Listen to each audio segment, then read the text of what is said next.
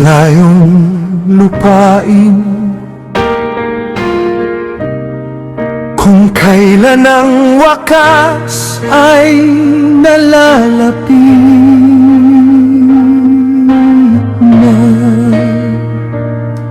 kanyang titipunin ng mga tupa sa isang kaway.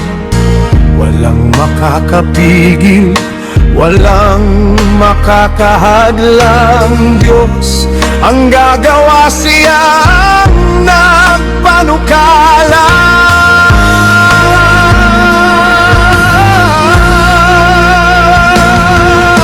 Matuling lumipas ang mga panahon, magbuhat pa sa sugo hanggang sa ngayon.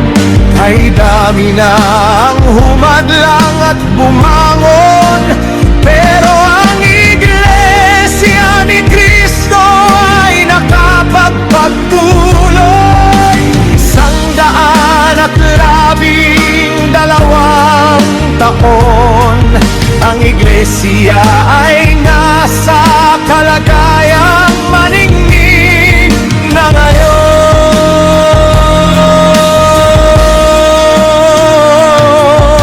Pinagpahinaman ng sugo at ang kairanyo, subalit ang Iglesia ay hindi nagbagupo kahit madaming hadlang at mga siphayo.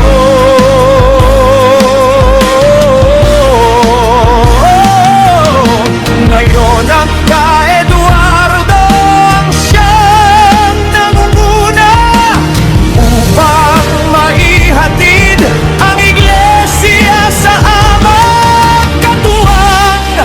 Ang ka-Angelo Eranio na hindi nagsasawang ingatan ang Iglesia ni Cristo.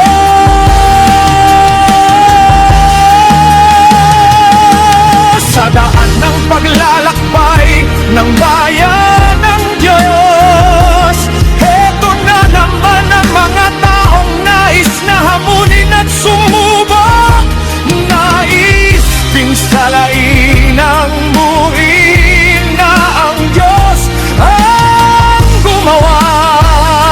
Nagpanukala, hindi ito isang bagong bagay lamang, hindi rin ito nangyayari ng walang dahilan. Nais ng Ama na ito